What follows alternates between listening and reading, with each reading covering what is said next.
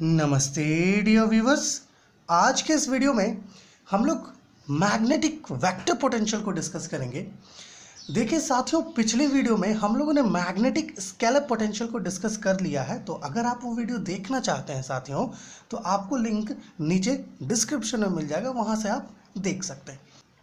साथियों, magnetic vector potential को start करने से पहले थोड़ा पीछे चलते हैं मैग्नेटिक स्केलर पोटेंशियल की तरफ, और वहाँ के कुछ पॉइंट्स को पहले एक बार फिर से यहाँ रिवाइज करने का कोशिश करते हैं। साथियों, वहाँ पर हम लोगों ने देखा था कि अगर हमारे पास कोई एक रीजन है और इस रीजन में अगर करंट डेंसिटी का वैल्यू 0 हो साथियों, तो इस केस में, इस स्थिति में हम लोग मैग्नेटिक स्केलर पोटेंशियल का प्रयोग करते हैं। ठीक साथियों, और इसी स्थिति में जब करंट डेंसिटी का वैल्यू 0 हो तो इस स्थिति में जो मैग्नेटिक फ्लक्स डेंसिटी होता है ना, उसको कंप्यूट करने के लिए हम लोग मैग्नेटिक स्केलर पोटेंशियल का प्रयोग करते हैं साथियों।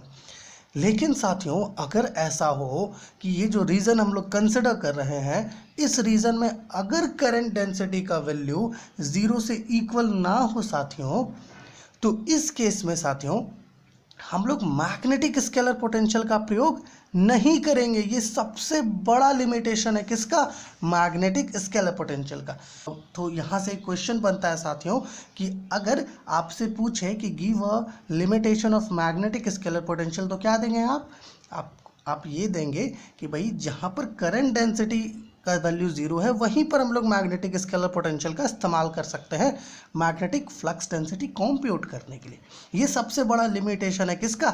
मैग्नेटिक स्केलर पोटेंशियल का। ठीक है साथियों, लेकिन साथियों जहाँ पर करंट डेंसिटी का वैल्यू 0 से इक्वल नहीं हो, वहाँ पर हम लोग मैग्नेटिक वेक्टर पोटेंशियल का इस्तेमाल करते हैं साथियों मैग्नेटिक फ्लक्स डेंसिटी को कैलकुलेट करने के लिए। मतलब है कि जो लिमिटेशन था मैग्नेटिक स्केलर पोटेंशियल का, उसको ओवरकम कौन करता है? Magnetic vector potential. और आज हम लोग इसी को, मैग्नेटिक वेक्टर पोटेंशियल को ही डिस्कस कर रहे हैं। ठीक है साथियों, तो चलिए चलते हैं और समझने का प्रयास करते हैं कि मैग्नेटिक वेक्टर पोटेंशियल क्या होता है।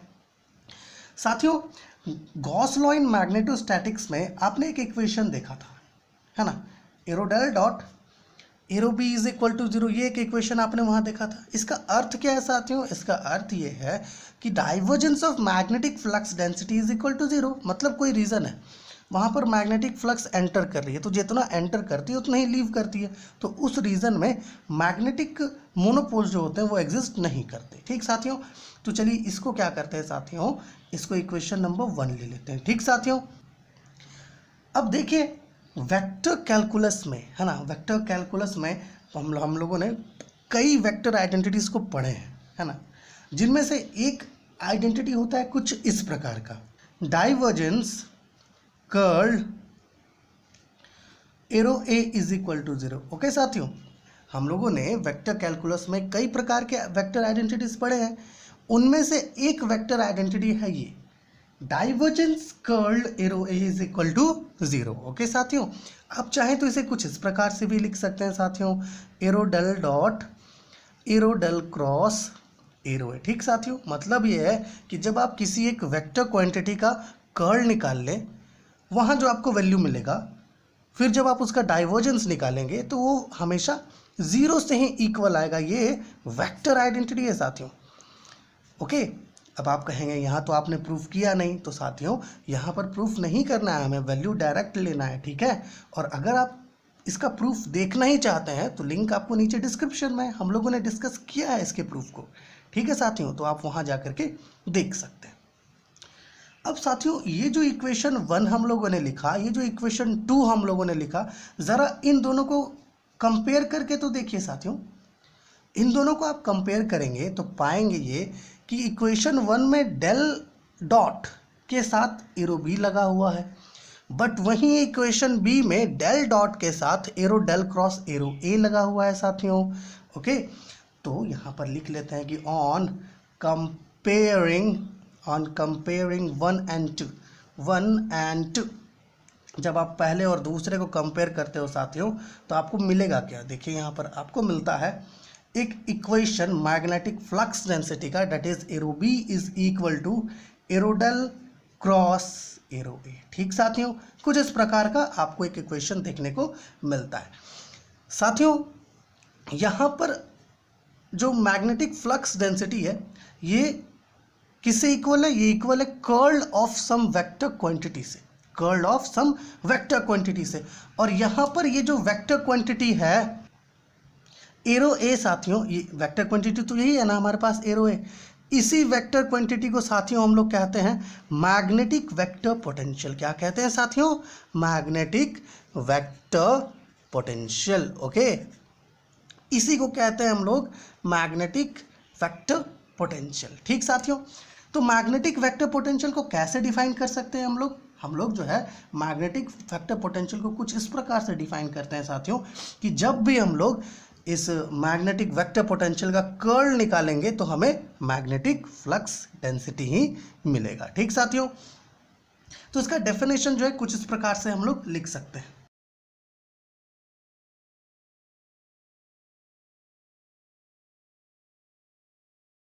तो साथियों, हम लोगों ने यहाँ पर डेफिनेशन लिख दिया है मैग्नेटिक वेक्टर पोटेंशियल का। कुछ इस प्रकार से आप देख सकते हैं, we can define magnetic vector potential in such a way that the curl of magnetic vector potential gives magnetic flux density। Okay साथियों, तो साथियों अभी हम लोगों ने जो इक्वेशन ऑब्टेन किया वो क्या था? वो है arrow B is equal to arrow del cross arrow A. चलिए साथियों, ये जो इक्वेशन है ये बहुत ही इंपॉर्टेंट इक्वेशन है, इसको इक्वेशन नंबर 3 ले लेते हैं। ठीक साथियों, यहाँ पर हम लोग रोमन नंबर यूज़ किए और यहाँ पर न्यूमरल्स यूज़ करते हैं। ठीक साथियों, अब यहाँ पर एक बहुत ही इंपॉर्टेंट पॉइंट है जो आप अपने ध्यान में रखिएगा साथियों। ये जो इक्वेशन 3 हम लोगों ने यहाँ पर लिखा है, ये इक्वेशन कोई ऐसा वैसा इक्वेशन नहीं है साथियों। ठीक है ना, इससे हमें मैग्नेटिक फ्लक्स डेंसिटी का वैल्यू मिलता है। किस रीजन में? जिस रीजन में करंट डेंसिटी का कुछ वैल्यू हो। तो साथियों, ये जो हमारा इक्वेशन है ना, ये इक्वेशन जिसको हम लोग curl of some vector quantity के फॉर्म में लिख रहे हैं, ये तभी सेटिस्फाई करेगा, ये तभी वैलिड होगा जब हम लोग एरो ए का वैल्यू, ये जो हमारा एरो ए है जो वेक्टर क्वांटिटी है, इस एरो ए को हम लोग को सोलिनॉइडल वेक्टर लेना पड़ेगा। सोलिनॉइडल वेक्टर लेकर के चलना पड़ेगा साथियों। समझ रहे हैं बात को? हमारा ये जो इक्वेशन है साथियों, equation number 3 that is magnetic flux density is equal to curl of arrow A साथियों, ये तभी वैलिड होगा साथियों जब हम लोग यहाँ ये जो वेक्टर क्वांटिटी है इसको हम लोग सोलिनॉइडल वेक्टर लेकर के चले, तभी ये वैलिड होगा साथियों। ओके, और हम लोगों ने वेक्टर कैलकुलस में पढ़ा है कि कोई भी वेक्टर अगर सोलिनॉइडल है तो उस वेक्टर का डाइवर्जेंस, अर्थात उस वेक्टर का अगर डाइवर्जेंस निकाला जाए साथियों तो वो हमेशा 0 से इक्वल आता है। कुछ इस प्रकार से भी लिख सकते हैं, arrow del dot arrow A is equal to 0।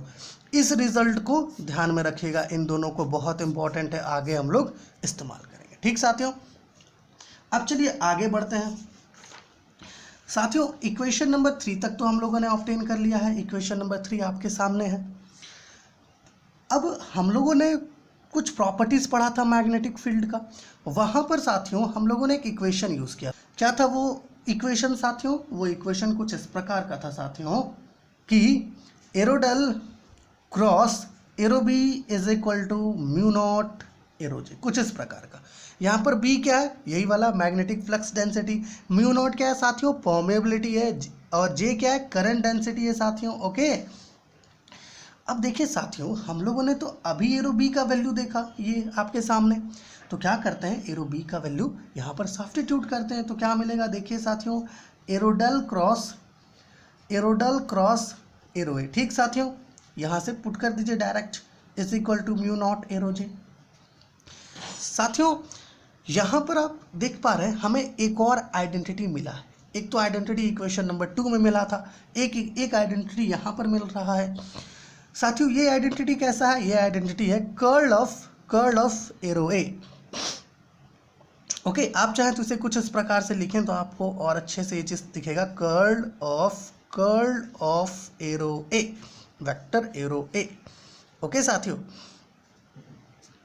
अब देखिए साथियों, यहाँ पर हम लोग इस वेक्टर आइडेंटिटी को प्रूफ ना करके डायरेक्ट इसका रिजल्ट लिखते हैं, ठीक है साथियों, क्योंकि प्रूफ नहीं किया जाता यहाँ पर, ठीक है। और अगर आपको प्रूफ देखना ही है तो आप देख सकते हैं, लिंक आपको नीचे डिस्क्रिप्शन में मिल जाएगा, ठीक है साथियों।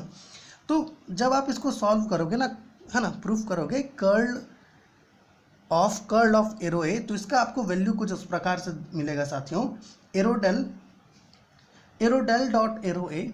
देखिए साथियों, यहाँ पर डॉट नहीं है, ये ग्रेडियंट को रिप्रेजेंट करना है, ठीक है। Gradient of divergence of arrow A minus del square arrow A, कुछ इस प्रकार का होता है साथियों वैल्यू इसका, ठीक है, म्यू नॉट एरो जे। अब साथियों, अभी कुछ देर पहले हम लोगों ने क्या कहा कि हम लोग एरो ए को सोलिनॉइडल वेक्टर लेकर के चल रहे हैं। अभी जस्ट हम लोगों ने कहा कि हम लोग एरो ए को क्या कर रहे हैं, सोलिनॉइडल वेक्टर लेकर के चल रहे हैं। तो ऑब्वियस सी बात है, एरो ए का डाइवर्जेंस 0 होगा, मतलब arrow del dot arrow A का वैल्यू 0 होगा। तो साथियों यहाँ पर देखिए, arrow del dot arrow A है, तो ये तो पूरा हिस्सा ही 0 हो गया। तो हमारे पास बचा क्या साथियों, del square arrow A is equal to mu naught arrow J बच गया, है ना साथियों। ऐसा करने से कुछ इस प्रकार से लिखते हैं, del square arrow A is equal to minus mu naught arrow J. अब साथियों, ये जो इक्वेशन यहाँ मिल रहा है ना, ये वाला, ये एक बहुत इंपॉर्टेंट इक्वेशन है। क्यों इंपॉर्टेंट इक्वेशन है साथियों, क्योंकि इस इक्वेशन को हम लोग कहते हैं पॉइजन्स इक्वेशन। पॉइजन्स इक्वेशन क्या कहते हैं, Poisson's equation for magnetic vector potential. ये क्या है, पॉइजन्स इक्वेशन है मैग्नेटिक वेक्टर पोटेंशियल का। ओके साथियों, देखिए हमें पता है इलेक्ट्रोस्टैटिक में हमारे पास एक इक्वेशन होता है कुछ इस प्रकार का, del square V is equal to minus rho by epsilon naught होता है। ये क्या होता है, हमें इलेक्ट्रोस्टैटिक में मिला था एक पॉइजन इक्वेशन, है ना साथियों, जहाँ पर वी क्या था, इलेक्ट्रोस्टैटिक पोटेंशियल रो, वॉल्यूम चार्ज डेंसिटी, और एप्सिलॉन नॉट क्या था, परमिटिविटी था, ठीक साथियों। इसी प्रकार का ये इक्वेशन भी है साथियों। Okay, del square arrow A is equal to mu naught arrow J, ठीक। अब साथियों एक चीज़ यहाँ पर आप अच्छे से ध्यान रखिए, यहाँ ये जो म्यू नॉट है और यहाँ एप्सिलॉन नॉट है साथियों, ये दोनों हमेशा एक दूसरे के इन्वर्सली ही चलते हैं। अगर म्यू नॉट ऊपर न्यूमरेटर में आ रहा है तो एप्सिलॉन नॉट हमेशा डिनोमिनेटर में होगा, ठीक साथियों। अगर एप्सिलॉन नॉट अगर न्यूमरेटर में है तो म्यू नॉट हमेशा डिनोमिनेटर में होगा। ये एप्सिलॉन नॉट और म्यू नॉट ये दोनों हमेशा इन्वर्सली चलते हैं, ठीक साथियों। तो यहाँ पर हम लोगों ने पॉइजन्स इक्वेशन ऑब्टेन किया, किसके लिए, आपका मैग्नेटिक वेक्टर पोटेंशियल के लिए। साथियों एक छोटा सा चीज़ आपसे कन्फेस ये करना है साथियों, कि हम लोग तो इसे पॉइजन्स कहते हैं, बट एक्चुअली में ये एक फ्रेंच नेम है साथियों, और इसका जो रियल प्रोनाउंसिएशन होता है वो होता है पॉइजवा। क्या होता है, पॉइजवा। तो जनरली तो हम लोग पॉइजन्स ही लेकर के इसको चलते हैं, पॉइजन्स ही प्रोनाउंस करते हैं, बट एक्चुअली में फ्रेंच नेम है जिसका प्रोनाउंसिएशन होता है पॉइजवा। ओके, अब देखिए साथियों, ये जो इक्वेशन है ना, इसको कार्टेशियन कोऑर्डिनेट्स के फॉर्म में लिखते हैं। किस फॉर्म में लिखते हैं, कार्टेशियन कोऑर्डिनेट्स के फॉर्म में। कैसे लिखेंगे, कार्टेशियन कोऑर्डिनेट्स, ठीक साथियों, कोऑर्डिनेट्स के फॉर्म में इसको लिखते हैं। चलिए, इसके लिए क्या करना होगा हमें साथियों, इसके लिए हमें यहाँ पर ये जो एरो ए है, जो मैग्नेटिक वेक्टर पोटेंशियल है हमारा, इसको क्या करेंगे हम लोग, इसके कंपोनेंट्स के रेक्टेंगुलर कंपोनेंट्स के फॉर्म में लिखेंगे। ए X I cap plus A Y J cap plus A Z K cap, कुछ इस प्रकार से। ओके साथियों, उसी प्रकार साथियों यहाँ पर जो जे कैप है, सॉरी एरो जे है साथियों, इसको भी इसके कंपोनेंट्स के फॉर्म में लिख दीजिए। तो यहाँ पर क्या होगा साथियों, जे X I cap plus J Y J cap plus J Z K cap. Okay साथियों, अब क्या करते हैं, इन दोनों के वैल्यूज़ को इधर रख देते हैं, ठीक साथियों। देखिए यहाँ पर बहुत आसान है साथियों, यहाँ पर क्या है हमारे पास इक्वेशन नंबर, इसको जो है चलिए इक्वेशन नंबर 4 ले लेते हैं, पीछे हम लोग इक्वेशन नंबर 3 तक इस्तेमाल किए थे, ठीक साथियों। अब इक्वेशन नंबर 4 कैसा बन जाएगा, देखिए साथियों, इक्वेशन नंबर 4 बिकम्स कैसा बन जाएगा, कुछ इस प्रकार का, del square A X, arrow A का जो कंपोनेंट्स फॉर्म है उसको यहाँ पर लिख रहे हैं, A X I cap plus A Y J cap plus A Z K cap, फिर क्या है, is equal to minus mu naught J X I cap plus J Y J cap plus J Z K cap. Okay साथियों, इसको एक step और बढ़ाइए तो आपको और अच्छे से थिंग्स दिखने लगेगा। Del square A X I cap plus del square A Y है A Y J cap plus del square A Z K cap is equal to, okay इसको ब्रैकेट में ले ले साथियों तो ज़्यादा बेहतर होगा, minus mu naught J X I cap minus mu naught, इसको प्लस में लेते हैं म्यू नॉट अंदर, minus mu naught J Y J cap plus minus mu naught J Z K cap. Okay साथियों, कुछ इस प्रकार से। अब यहाँ पर देखिए साथियों, यहाँ पर जो है, यहाँ पर थोड़ा इसको समझने का प्रयास कीजिएगा। अगर हम लोग बोथ साइड्स को कंपेयर कर दें इस इक्वेशन में ऑन कंपेयरिंग बोथ साइड्स, अगर बोथ साइड्स कंपेयर कर दे साथियों तो आई कैप और आई कैप वाला एक समान आ जाएगा। मतलब बोथ साइड्स अगर कंपेयर करेंगे तो आई कैप और आई कैप का कॉफिशिएंट इक्वल आएगा, that is del square A X, इधर क्या है minus mu naught J X. ठीक साथियों, उसी प्रकार जे कैप और जे कैप का कॉफिशिएंट एक साथ आ जाएगा, that is del square A Y is equal to minus mu naught, इधर क्या है जे वाई है। ठीक साथियों, उसी प्रकार साथियों यहाँ पर del square A Z is equal to minus mu naught J Z आएगा। अब कंपैरिजन के बाद हमें ये तीन इक्वेशंस मिल रहा है। ठीक साथियों, इसको आप इक्वेशन नंबर 5 ले लीजिए, इसको इक्वेशन नंबर 6 ले लीजिए, इसको इक्वेशन नंबर 7 ले लीजिए। ठीक साथियों, देखिए इधर ये क्या था, पॉइजन्स इक्वेशन था मैग्नेटिक वेक्टर पोटेंशियल के लिए। इसी पॉइजन्स इक्वेशन को हम लोगों ने क्या किया, जो तीनों एक्सेस होता है उसके अकॉर्डिंग, इसके मतलब उसके अलोंग हम लोगों ने इसे लिख दिया।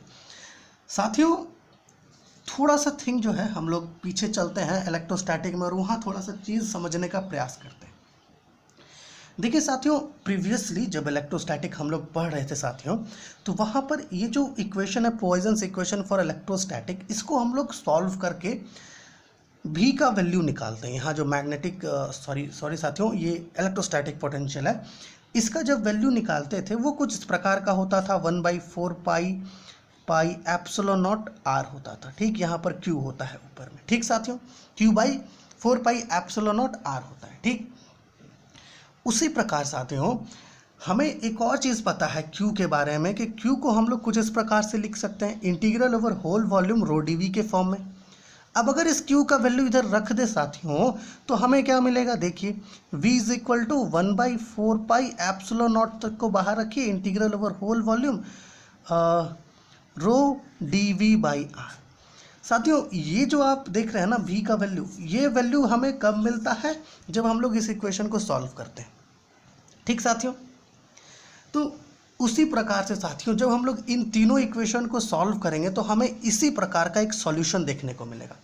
और साथियों हम लोग यहाँ पर इन इक्वेशंस को सॉल्व नहीं करते हैं, हम लोग क्या करते हैं, ये जो सॉल्यूशन है इस पॉइजन्स इक्वेशन का, इसी को देख करके साथियों हम लोग इन तीनों के सॉल्यूशंस को यहाँ पर लिखेंगे। ठीक साथियों, तो चलिए आगे बढ़ते हैं।